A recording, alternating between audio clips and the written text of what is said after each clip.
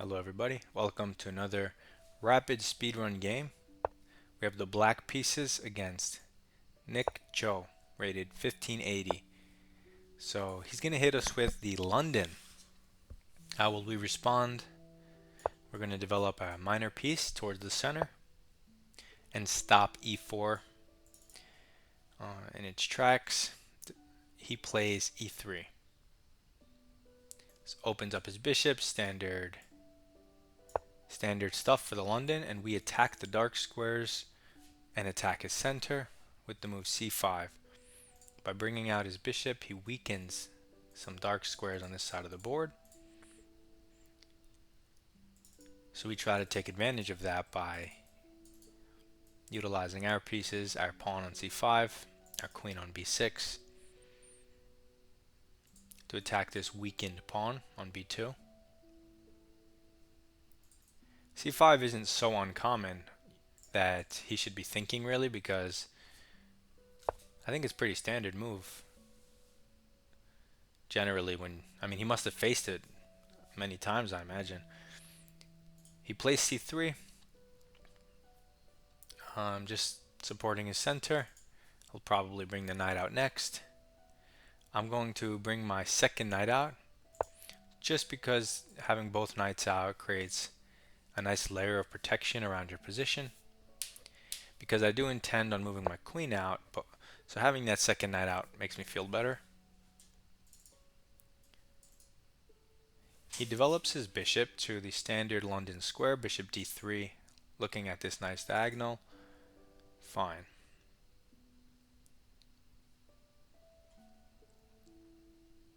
It's a weird move order. I think they usually bring the knight out first. Not exactly sure why, but in any case,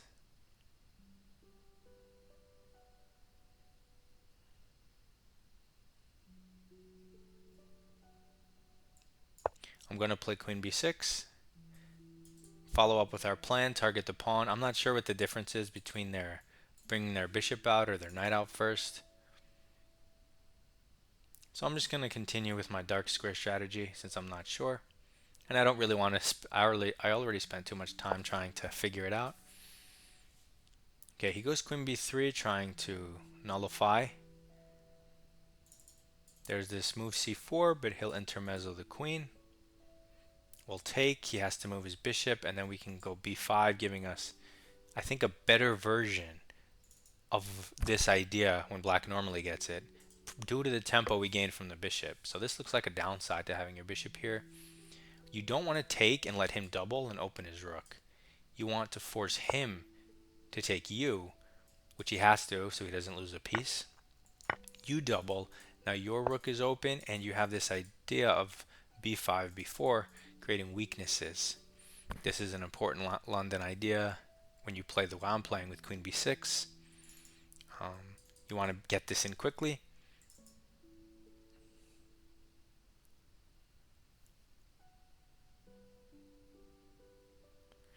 You want to get this move in, you want to get in e6, and you want bishop development. You want all these moves. Go here first. Here. Yeah, I'm just going to start with b5. I want to just reach the b4 square, or make sure I can get it in, and make sure he can't stop me in time. Because then the queen side would be locked. I wouldn't be able to make progress necessarily, and then we would have to play on the king side. But my advantage is on the queen side with the space, so I don't want him to be able to lock it down. So he develops his knight. Standard move, prepares castling. Now, you could bring your bishop out, but b4 immediately looks pretty good because of the placement of his bishop, as well as, for example, if he takes the pawn, your knight comes in with tempo. If he doesn't take the pawn, you get to push b3. His rook is pinned. The pawn is pinned to the rook, and it hits the bishop. So it's just, I feel like his bishop just keeps being hit or misplaced somehow. I am neglecting the king side, but that's because it's extremely important to make sure your b4 idea isn't stopped permanently. I don't think I need to absolutely do it maybe right now. Maybe I can develop my bishop, play e6 and then do it. But we'll try it this way. It's not like there are queens on the board. It's not like he can, harass me or do anything meaningful to my king. So it's not like I need to castle right this second. If anything, he's the one who's coming under pressure. So he realizes the bishop is a problem piece, but he puts it to maybe an even worse square. Now if I push, he might just push past, right? And that would block things up, and I don't intend on piece sacrificing, so I don't want to do that. If I take and he develops the knight, well, I've created some space and that looks nice, but if he ever takes, that's always good for me. So I'm going to keep the tension as I got in my b4 move. I see no reason to do anything else. I did what I had to. If he ever moves the knight to, then maybe I can take, so he's forced to take with the pawn and can't develop, So I'm just going to develop my bishop. I want to get my piece out. I want to play e6, bishop e7, and castle. So he hits my bishop. I don't know, I was talking and I moved quickly to g5, but I forgot his bishop moved from this diagonal, so I normally would have gone to f4, but whatever, it's not a big deal. It's just as good. But now he hits it. I don't necessarily want to give it up, so here, here, here, here, or here. Okay, so I'm going to retreat it and just see what they do.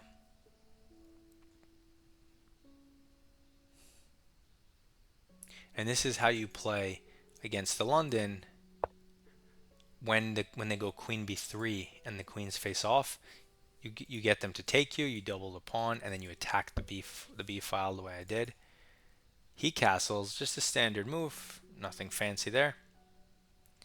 We can continue with e6, solidifying, developing. And since we can't put our bishop to d6, which would be the desirable square, as it's pretty active there, we'll just settle for e7, which is also perfectly good.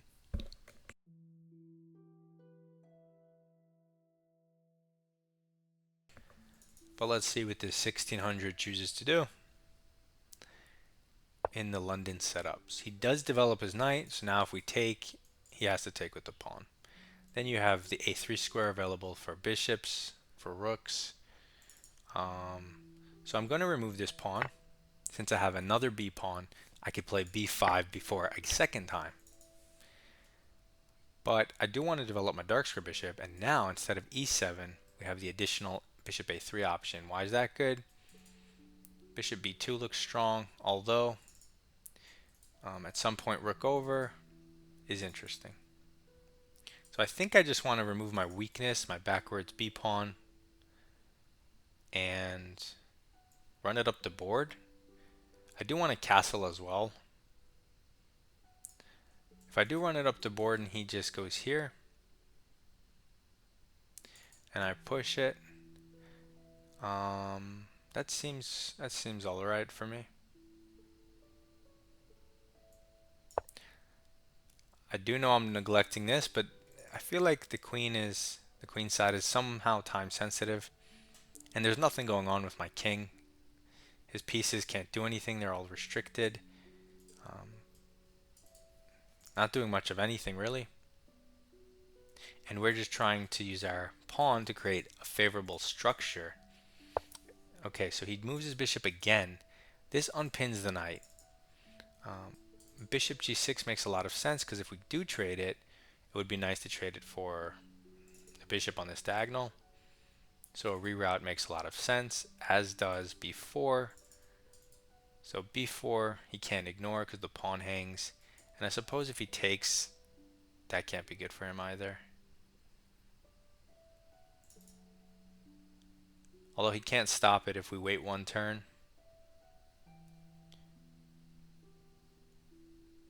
I can't tell, bishop or pawn.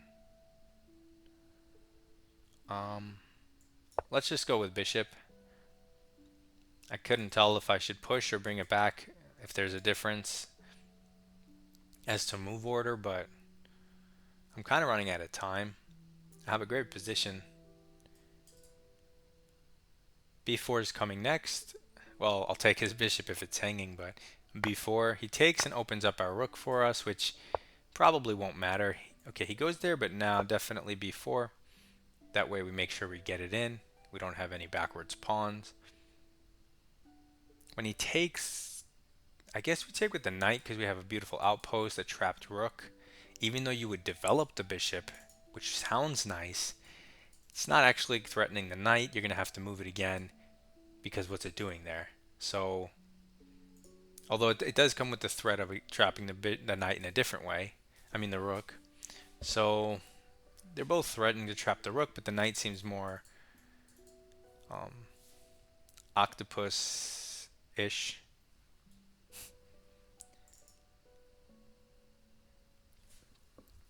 That was close. But yeah, he doesn't really want to take because that creates a pass C pawn, a connected pass C pawn, which is in and of itself a win condition. So, but if he doesn't take, then I take, and I still have a pass C pawn. No matter what he does, I get the pass C pawn. So that's why this B5 B4 idea is so strong. If you can get a pass C pawn, you know, the London people, they're used to playing their game, and now all of a sudden he has to face a pass C pawn that's three squares away from promotion. That's not what he signed up for. But that's what happens when black decides to try to play a sharp line that attempts to, in a way, punish the London. And white has to play pretty accurately to avoid, you know, falling into something like this and where you just slowly lose positionally. So this rook, as I mentioned, it's open, but probably not going to be too useful on the H file. There's no queens. I mean, a rook lift up here doesn't really make sense. So don't think too much about that. He takes, we take with the knight. Maybe he tries to kick it. That gives his rook a little bit of space. Then we go into the outpost. Octopus knight. He doesn't have a light square bishop, so he has to arrange some type of other way to trade it. But at the end of the day, when we trade everything, we just have the pass C pawn. So he doesn't even kick our knight. He just pushes his own passed pawn, which is interesting. If we hit the rook, and he goes here, I don't see what that does. I would love to take this bishop if possible.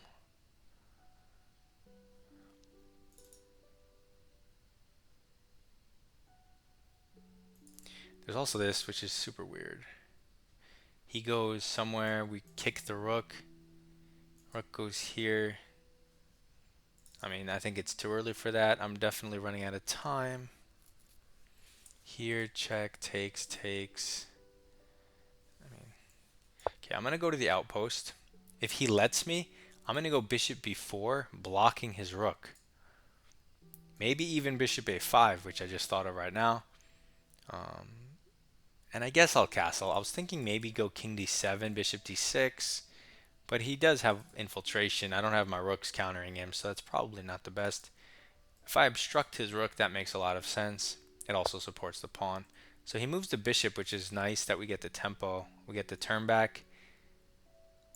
We can block his rook, and now if he tries something like this, his knight hangs. So that's interesting.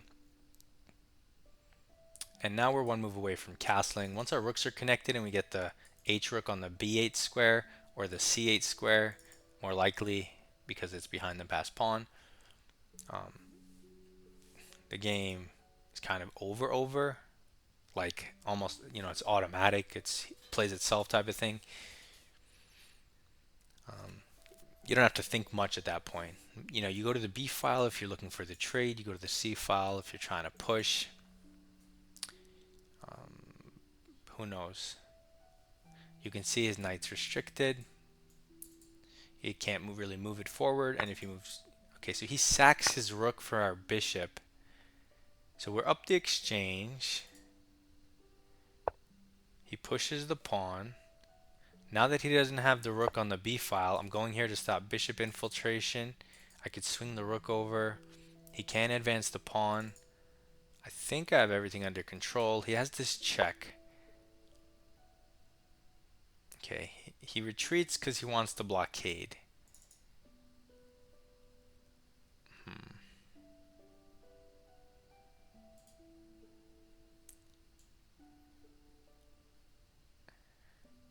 I'm going to stop that idea. If he gives me the check, I'll just move my king over, whatever. It's still closer to the center than if I had castled. And since we're kind of nearing the endgame-ish, I probably would rather have it on e7 than g8. As if he gives the check. He doesn't give the check, but now he can't blockade. I have an extra supporter. Can I just run this guy? Here. Here. I mean, let me get the rook behind it because that has to help big time. I don't even know what he's doing at this. I'm not even calculating. Okay, he's going here. I don't know what he's doing. I think now I'm just gonna push. With two knights and a rook, without calculating, it should be enough. Especially since he moved his knight here. What's he gonna do? He doesn't have time to bring it back, so it's just the rook that has to get hit somehow by a knight or something. Yeah, like this and this. Okay, he gives the check. I guess here's fine. This is covered by my knight, although now I can hit his rook from a2 if he goes to stop the queen. We both have a minute. He has less time than me, which is good because I know how much people blunder in time trouble because I do it. So he'll probably make some crazy move that hangs everything. Like the exchange, he gave up the rook for the bishop, but that was on purpose. He thought he was in a bind, might as well remove the piece blocking the b file. So that was a calculated decision. That wasn't a blunder. I mean, it wasn't the right move, but he did it on purpose. But I'm sure with 40 seconds, he's going to hang something by accident. So he does move the rook. I'm inclined to push. And then maybe go here. Unless he attacks my pawn like this and then pins my knight to my pawn. Then I take this guy, which has been hanging all along. How long has that even been hanging? I'll look after because the clocks are low. Wait, where'd he go? Oh, he did go here. But I thought I could just take this. And then his knight's hit. That looks fine. Yeah, now this is just total collapse even. I can even, let's say his knight wasn't here, go rook a1, brilliancy. They give me two exclamation marks because he takes. I queen anyway.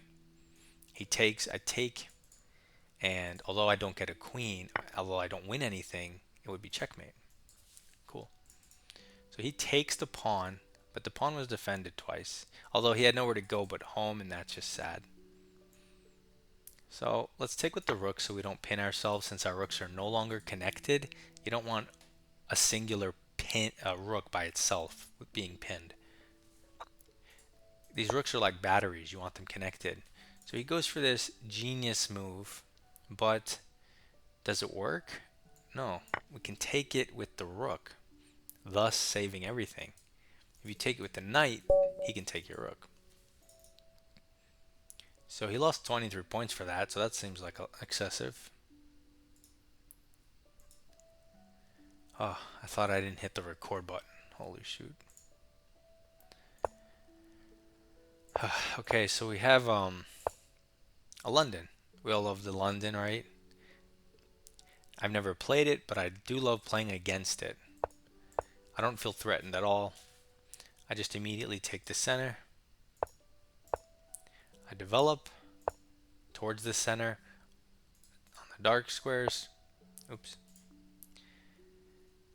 Okay, so we do have a couple mistakes. The graph is all black, so at no point in the game was white ever better. So you can see how the London is not a critical opening. Now he didn't play it perfectly, but I had 3 mistakes, so neither did I. In any case, we have a very low 88% accuracy due to our mistakes. But let's see the game. We bring out the queen with a threat, free development, and pressure on the dark squares. He challenges us. We force the issue, forcing move. He has to move the bishop. Engine says we're -1 already. You see how this is a good idea? So now you have this idea in your head if you play against the London. And your goal is to get in b4 and create a pass c pawn, just like I did in the game. So we push. We push again because eventually white gets to play a3. Right now it doesn't stop it because if you push and he takes, you can still take with the knight since there's a pin. But if his rooks are ever connected, then there's no pin. And then he stops you from playing your move. It kind of locks it down. You don't want that. So I threw it in early, maybe even earlier than you need to. But we just develop, maintain our permanent long-term static advantage, the pawn structure. He hits our bishop, force move. He castles, center and development. We take now that his knight cannot develop to its favorite square, and because we have a second b pawn to attack it again. Remember, oh yeah, so the engine wants me to bring the bishop back immediately because then his bishop can't use that diagonal. Makes a lot of sense. Remember how I said I moved it here accidentally? I would rather it have been on f5, and this is why. I would rather take this diagonal if possible, so this is similar. But we go for our B plan first, and now he takes the diagonal. And here I was deciding, do I push the pawn or do I retreat the bishop? And now here I bring the bishop back. So they wanted me to do it in reverse order, basically.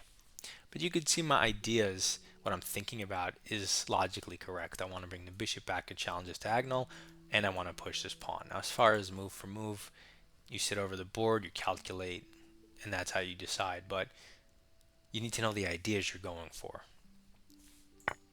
So he takes, which is just a fair trade. And now again, the most natural move from white, just bring the rook over.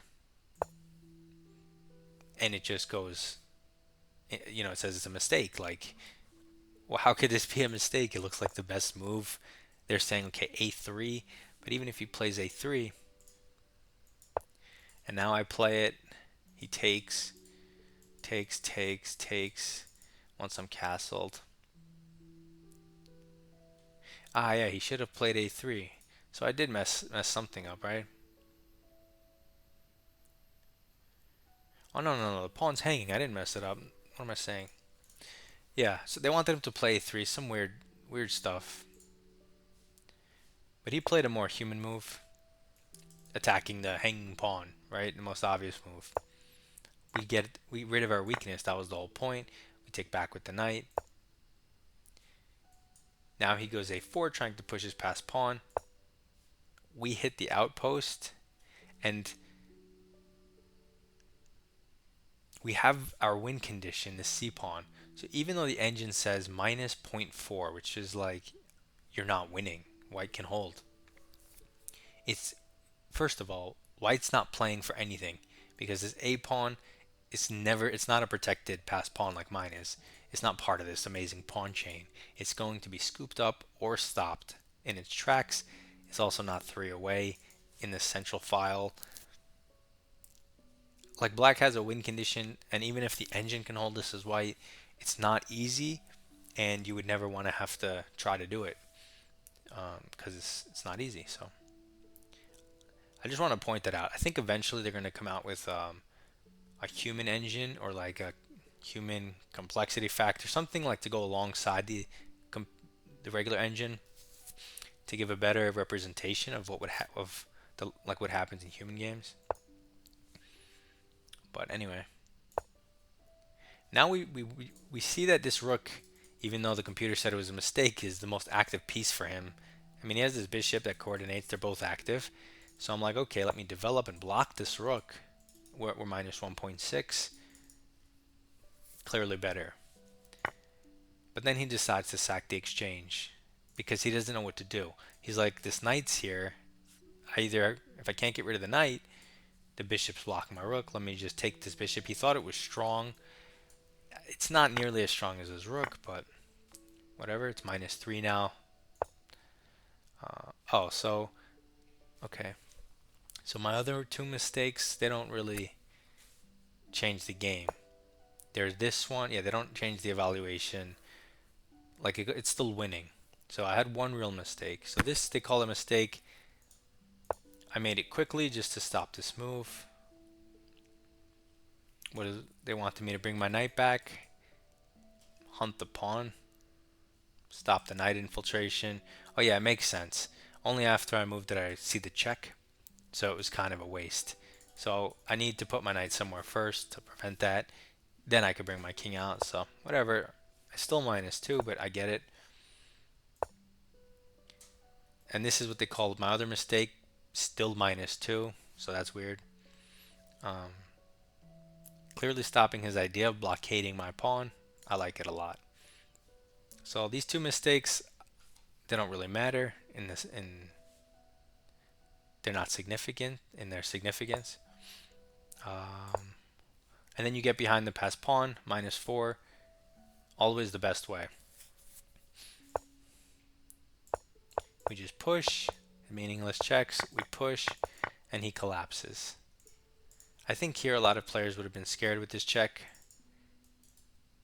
Take the knight, lose the rook, but even here, you're up a piece, right? So it's not scary. Also, it hangs the knight outright. Okay, so those two mistakes was from winning to winning, but the one mistake that brought me from winning to even was this.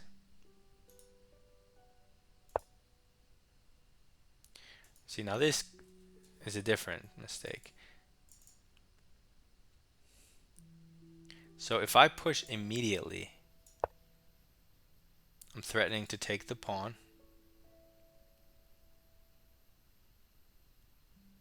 If he takes it, oh, they want me to do this, I think, immediately because of the placement of his bishop. Because when I bring bishop g6 now, see, they wanted me to do bishop g6 when his bishop wasn't on this diagonal, so it couldn't get to this diagonal because it would hang. But now that it's here, it's saying if I go here, he can trade, making knight b4 less strong. Okay, I mean, get out of here. So okay, if knight b4, his bishop has to go somewhere dumb again. Now we have the outpost as well as bishop g6. They're just saying that's okay. So it's a move order thing. Still an overall great game and great demonstration of how to attack the London. You bring the two knights out, the queen, and then there's various tries by white, but whenever he copies you, now you know the idea.